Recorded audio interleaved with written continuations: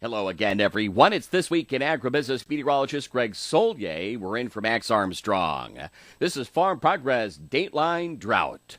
Our coverage of the drought of 2012 is brought to you by Genuity Drought Guard Hybrids. Hope you're making it through A-OK in this latest round of intense heat wave weather conditions. This particular setup once again centered on the plains after some westward movement, or as we call it in the weather business, your 25-cent word of the day, retrogression of the hot ridge, now back west towards and around the Missouri Valley towards about the Continental Divide. Boy, those readings have been in triple-digit ranges, except for some subtle cooling, which has taken place across areas of the northern plains.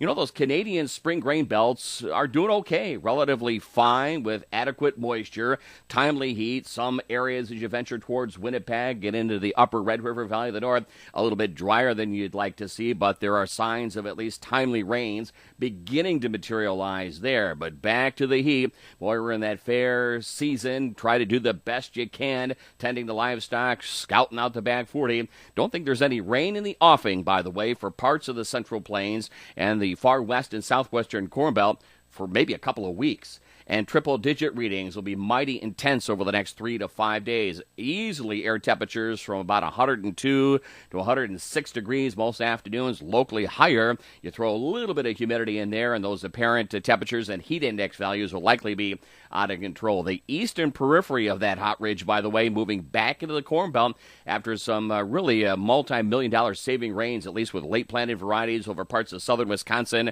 Michigan, far north and northeast Illinois, parts of Indiana, and Ohio. The heat is certainly back into play. We'll talk about it, by the way, this weekend. This Week in Agribusiness still looks like somewhere just after that first week of August, a more significant cool-off and perhaps a couple of more waves, a better organization. Shower and thunderstorm activity probably keyed on the northern and eastern Corn Belt. Western areas left high and dry, but again, a better feel expected, easing crop stress. But for the most part, it is said and done, except for, again, late planted varieties. The feds are out with their outlook over the next 8 to 14 days, and here's how it plays out. Some flattening of the heat down across areas of the central and southern plains, so really no change there. Eastern throughout much of the central and southern Corn Belt areas, so pretty much the same pattern we've seen. Again, temperatures back closer to norm across sections of the upper Midwest. Over the next, probably 2 weeks or so, here's how moisture plays out. And once again, no big surprise, dry across much of the western and central and southern Corn Belt. We'll pick up some of the moisture into areas of the northern plains, and the southwest monsoon pattern continues on too. Hope you have a great weekend. Stay cool. Here's Bryce Knorr with a check on markets. Thanks, Greg. The futures market closed an historic week with more history on Friday. Corn and soybeans made new all-time highs with another strong performance. Corn's higher close was all the more impressive because the market had to once again battle back from numerous attempts at profit-taking ahead of the weekend. September futures firmed into the start of trading in Europe when jitters over debt problems triggered the first round of selling.